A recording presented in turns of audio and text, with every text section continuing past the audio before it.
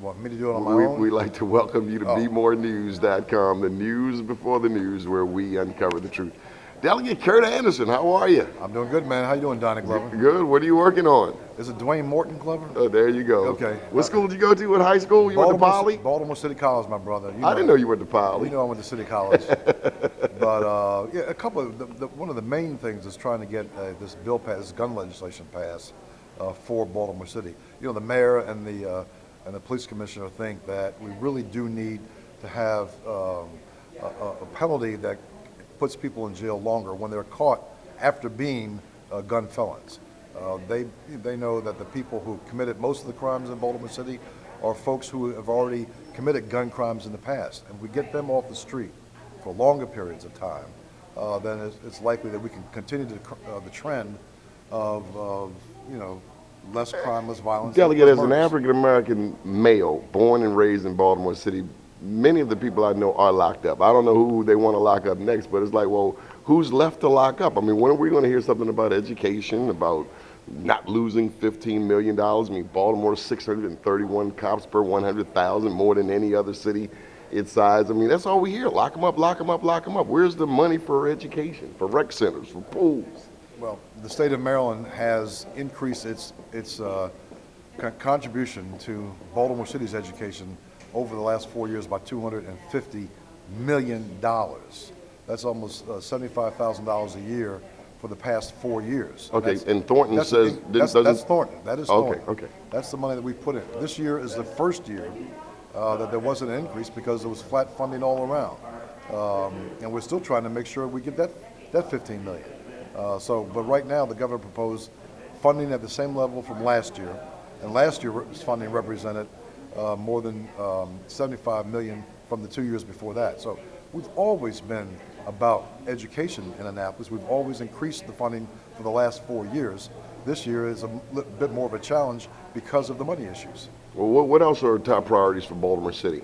Well, one of my main priorities is making sure that Delegate Nathaniel Oaks' bill gets a fair hearing in my committee. It's a bill to give fair bargaining rights to the Baltimore City Police Department. You know, and he's been a champion of that bill for the last 3 years. What do you think of Delegate Oaks? Delegate Oaks, you know, all things being equal,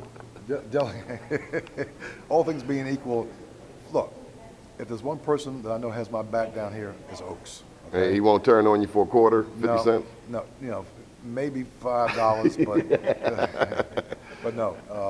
It's something to say about somebody you've known for 20 years, 25 years, somebody you've had physical fights with, but you know we're still together. So it's like a marriage.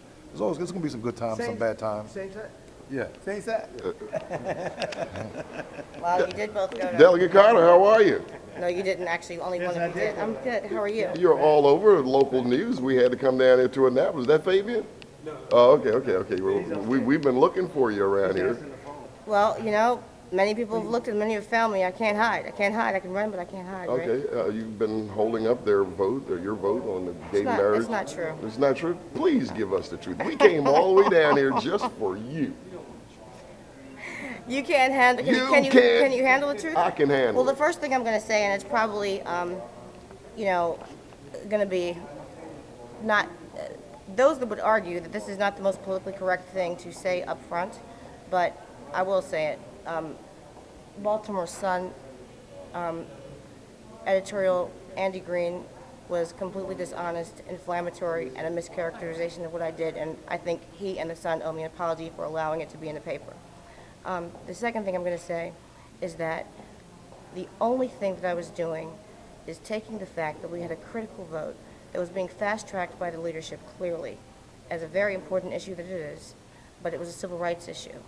And I was taking the opportunity, while so much focus was on that, to remind the leaders, some people of leadership, how important it is for our children in Baltimore City, in particular, but throughout Maryland, to get their constitutional right to a thorough and efficient education, and that we have a funding mandate, and that we also have legal oversight in Baltimore City, should there be any funding cuts to Thornton or anything else.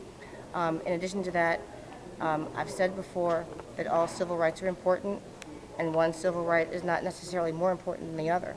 And so certainly children's civil rights and equal parenting are at least as important as marriage equality, which I firmly believe in. Help me out. I'm a little slow. I mean, I went to Baltimore City Public Schools, but how did all of a sudden gay marriage become the issue du jour versus things that are certainly important to our viewers on BMORENEWS.com, i.e. public education, i.e. ensuring that black businesses here in the 30% black state do get more of the contracts. We know that historically African American businesses yield maybe 1%.